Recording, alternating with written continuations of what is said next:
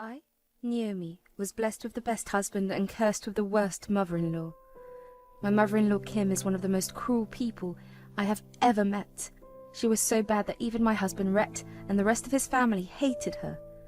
When I started to date Rhett, I always asked him why he hated Kim so much. Rhett often avoided answering those questions. When he finally decided to speak about her, he said, "My mum is not a nice person, Naomi. I know you try to find good in everyone, but my mother is pretty much a bad person." "Why do you say that, Rhett? Did something happen?" "A lot of things happen, Naomi. She's a greedy and selfish person. Her overspending was the reason my dad divorced her. In fact, she even took out credit cards in my and my sister's names when we were young. My dad had to pay all those debts to clear our credit." "Oh my God. Kim didn't even pay them back? But she lives in such a nice house and spends so much." "That house was supposed to be my dad's. Mum threatened to cut us off from Dad if he didn't give her the house. The money she has is actually from child support payments from Dad. She rarely used them for us." Honestly, the way Kim had downright abused Rhett and his sister Rosie was horrible. I can't even write those things down without crying. It changed my views on Kim entirely. After meeting George, Rhett's dad, it was clear that Kim was the problem all along. That woman had robbed George of his money. Honestly, I was pretty sad about what had happened. Since Rhett had no real relationship with Kim, I didn't see or deal with her much before we got married. However, after we did get married, I got a first-hand experience of what she was like. Kim was constantly contacting Rhett for money. She manipulated and emotionally blackmailed him to sending her money. As a result, Rhett could barely afford to save money at all. Things got even worse when we decided to get a house. None of us had the means to buy a house outright, but we managed to live frugally and save enough money for the down payment. It was our dream home, and we fell in love with the place. However, this just made Kim even more greedy. She even had the audacity to show up at our house and say, "Hey, Naomi, nice house you got here. Did you manage to charm your way into my son's pocket? God, this house is big." "We are both paying for this house, Kim. Besides, it's none of your business who this house belongs to." "Well, it is my business. If it's my son, it's mine as well. Speaking of my son, I need him to send me money. Things are tight at home." "What? Are you serious? We sent you $2,000 this month. What did you do with them?" "What I do with the money is none of your business. Just tell him to Venmo me the money. Also, make sure he's not stingy this time." This was her behavior the entire time I knew her. She was super entitled and thought everything belonged to her. Hell, she even took money from Rosie and George every month. She did have a part-time job, but it didn't do much for her. I doubt it was even enough for a month of Starbucks that she drank all the time. Her luxurious lifestyle was costing others money. However, it didn't affect me because Rhett handled everything. Little did I know that soon she would become a nightmare for me. You see, about 2 years after we got married, Rhett passed away from a rare medical condition. It was sudden and we didn't have time to save him. I was devastated and wanted to end myself. He was the love of my life, and I couldn't imagine continuing without him. Rosie and George were my rock during this time. They managed to help me stay sane while they grieved Rhett. Honestly speaking, it drew us closer. Only Kim was the one who didn't grieve at all. All she did was shed a few tears at the funeral. She never reached out to me or even helped plan the funeral. Kim was busy making plans of her own. As soon as the funeral was over, she said, "So now that the funeral is done and dusted, let's talk about the will." "What do you mean?" "Have some shame, Kim. You lost your son and all you care about is the will." "Don't tell me what to do. I need to know what I am getting from his assets." "You're getting nothing. How can you expect anything when you haven't been anything but a horrible mother to him?" "That can't be possible. I'll sue you if you don't give me my share." "Most of his money was spent on his medical bills. Besides, he gave you so much money every month that he rarely had any savings. You have some nerve in wanting money even after everything." "He owns the house you live in. I know that. I want my share of that. It cannot be all yours."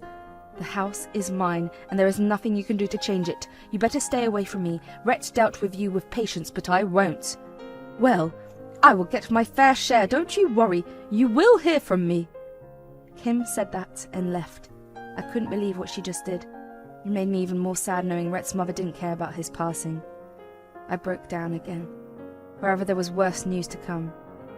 When I went home after the funeral, I realized that someone had been in the house. I panicked and checked all my possessions. Turns out most of Rhett's things were missing. I couldn't even find his wedding ring. He gave me the ring back so I can have it as his memory. Now it was missing from the house. Even our wedding album was gone. I was on the verge of another mental breakdown, and I had no idea who did this. I knew it had to be someone close to us. Thieves would have stolen a lot more. In my head there was only one person who would do this. It was then that I got a call from Kim. She said, "So now that you have had time to think, I will give you a chance. Sign over the share of the house." How are you still at it, Kim? That is never going to happen. You are still being stubborn, I see. Here's the thing, Naomi. I have Rhett's wedding ring with me, and I have the foresight to collect all his childhood items along with your precious wedding album from the house. What? How is this possible? It was easy making a spare key from Rhett's house keys. I got in when you were busy crying over a casket. It's a shame, you know. You will bring those back, Kim. I'll tell the police. Yes, you can, but I will destroy them before the police come. They may catch me, but you will never get your precious items back. What the hell do you want? Sign over the house, Naomi. I want the entire house since you have been so cheeky with me. I'll give you back the items as soon as you sign the papers. She hung up on me after that. I was in utter disbelief. I didn't know what to do. Kim had taken all the precious things I had left of Rhett. I wanted those back. The house meant nothing to me. However, the more I thought about her behavior, the more I got mad. I knew I couldn't let her win. This woman not only destroyed Rhett's life, but also tried to blackmail me into getting the house. I wouldn't let her go easily. I immediately called George and Rosie to the house. I told them everything Kim had said and done. They were shocked and appalled by her behavior. They said, "I am ashamed I married someone like this. My son isn't even in the ground and she has started her schemes again. How can she be so cruel?" "This is horrible. I'll go to her house and confront her. I won't let you sign away the house. You and Rhett have a lot of memories here. I won't let this happen." "No, Rosie, if we confront her, Kim will try to destroy the items. I really need them back intact. I'll call her and tell her that I will sign over the house." "What? No, you can't do that. That is insane." "No, Naomi, please don't give in to her evil plans." "Don't worry, guys. I have a plan. She had done a lot of damage in our lives. It's time to make her pay. She disrespected Rhett's memory and tried to steal my house. I won't let her go easily." I told them my plan and they agreed to help me as I wanted. So, I called Kim and told her to prepare the papers. I was ready to sign over the house to her. Kim was overjoyed at my surrender. She told me that the papers are being made and I would get them soon. The audacity of this woman was unbelievable. After a week, Kim called me to sign the papers. I went through the papers and took some time to read them. Then I told her that my lawyer had prepared some papers of his own. I gave her those papers and told her to sign them. I said, "I've already processed the property papers and signed the documents you gave me. Here's the legal document that says you have accepted the gift." "Oh, do I need to sign this? I can't wait. Just tell me what to do." "You just have to sign these papers, that's all." "There, I have signed these papers and accepted your gift, so I hope you can move out of the house this month. I'll slowly start shifting there. I need to make a lot of redecorations, so make it quick." "Don't worry, Kim. You'll have exactly a month to move into your new house. There will be no problems at all." "See, it wasn't so hard, was it? You get the things you wanted and I get the one I wanted." Kim was dumb enough to think I would just sign away the house. Well, turns out she was the dumb one. What Kim didn't know was that I had swapped the papers. I put my signatures on a fake document with gibberish written on them. She never read the papers she signed. Kim thought she was signing to accept the house as a gift. She'll later find out how wrong she was. Kim was actually in for a big surprise. Kim, being the stupid and overconfident woman she is, decided to host a grand party. Turns out she spent most of her savings on this party. I guess she thought everyone would continue to fund her lifestyle. She even called me and said, "Hey, Naomi, I'm hosting a grand party this weekend. You know your little gift has just made my life, so I'm going to invite everyone to tell them the good news. I want you to be present when I tell everyone about my new house." "I'm happy for you, Kim. I must thank you for returning the items without a scratch. You know they were super sentimental to me. I will attend to show my gratitude." "That's wonderful. I can't wait to tell everyone about the house. They're going to be so jealous." "I'm sure they will be super jealous." In my head, I was laughing hysterically. I was one step closer to taking my revenge. Kim held my late husband's memory over her head to take my house. I will never forgive her for doing this. I silently prayed to my husband's soul to help me get through this. I knew he would support me and enjoy serving justice. On the day of the party, I was a little anxious. However, Rosie cheered me up and said, "Don't be nervous, Naomi. We're here with you. It's about time Mum pays for her evil plans. I can't wait to see her face when she knows." "I know, Rosie. She had it coming long back. I just hope everyone sees what a monster she is. Everyone will be on your side when they hear the full story. You're a brave girl. My brother would be so proud of you." Hearing Rosie's words gave me strength. I was finally feeling confident and ready to face the fallout of today's event. We reached the party, and true to her word, Kim did throw a grand party. It seemed that she wanted this house and felt elated enough to celebrate it so grandly. My excitement just rose to see all these arrangements. There were a lot of people present. Most of them knew me and considered me their friend. I was happy to be around familiar faces. The true show began when Kim got up to raise a toast. Everyone was curious about why Kim threw such a big party, so they were eager to hear what she wanted to say. Kim said, "Thank you everyone for being here. This is a special day for me and I wanted to share it with my close friends and family. You see, recently I fulfilled a dream of mine, so this party is a celebration of my achievement." Kim, why don't you just tell everyone what this is about? I'm sure they are curious to know what you have achieved to warrant a party. Of course I'll tell them, Naomi. It's rude to keep them in suspense any longer. Everyone, I have been given my dream home by Naomi. She graciously gave me her old home as a gift. I'm so happy she made such a big sacrifice. I have to thank you, Naomi. Thank me for what, Kim? For being tricked into your scheme and signing away my house? Well, you are naive, you know. What do you mean I tricked you?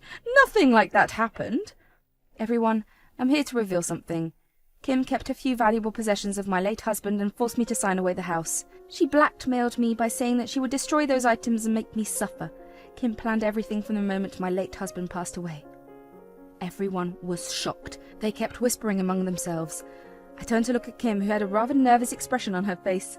She said, No, Naomi is just joking here. Nothing like that happened. She couldn't take care of such a big house, and the mortgage was too much for her, so she decided to sign it over to me. That is not true at all. Rosie and George know the truth. They will speak on my behalf. Naomi is right, Kim. You tried to blackmail Naomi into signing away from the house. Me and Rosie tried to stop you. You didn't listen to any of us.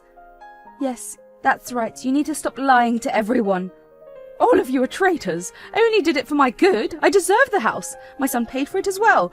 That house should have belonged to me. Naomi was dumb enough to discard the house for a few keepsakes. Are you that dumb, Kim? Did you think I would sign over my house to you? Everyone went silent. Even Kim looked very taken aback and was dumbstruck by what I said. George and Rosie were giggling in the background. Kim said, What do you mean, Naomi? You should have read the papers you signed, Kim. You should have even brought a lawyer before putting your signature on something. I swapped the papers you signed. Here, take a look at what it says. Wait, this says I have signed over my house to you. How is this possible? I had a lawyer prepare the papers. No, this is fake. Don't you recognize your signature, Kim? Looks like someone got trapped in their evil plans. Technically, your house now belongs to me, while my house still fortunately remains in my name. Here is your eviction notice. Your house belongs to me now and want you gone within a month. And don't even think about coming to us for money. We're done with you as well. You won't get a penny out of us.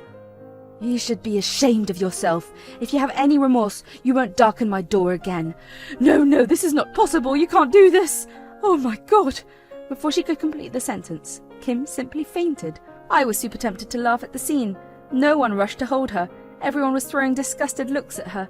Some even got up and left after giving me words of encouragement. No one defended Kim because they knew exactly what kind of woman she was. It was George who called 911 and asked for an ambulance. She was taken to the hospital for evaluation. I simply stayed at the party with Rosie and had a great time. Everyone present was criticizing Kim. They never liked her scheming ways. This time they were happy someone stood up against her. The next day I received a ton of calls from Kim. She was begging me to cancel the agreement and give her the house back. She even threatened to go to court. I simply said that she signed the papers out of her own will. There is nothing she could do. I also gave her a warning that I can legally kick her out of her house after a month. She again begged me to reconsider. Before the month was up, I was able to find a great buyer for Kim's home. They were a new couple and reminded me a lot about me and my late husband. So I finalized the offer and sold the house for a good buck. Kim blew up at me when she found out. However, she quickly backtracked when I threatened to call the police for harassment. Since she no longer had the money to deal with legal issues, she shut her mouth. George and Rosie later told me that Kim had been begging them to take her in. She was on the verge of homelessness and had no money. However, they were sick of her toxic ways and refused to support her again. Meanwhile, I have been slowly trying to get my life together. I was able to completely pay off my house with the proceeds from Kim's house. With the leftover money, I took George and Rosie on a vacation. I don't think I will ever date again, but it makes me glad to know that I can continue living in the house I shared with my late husband.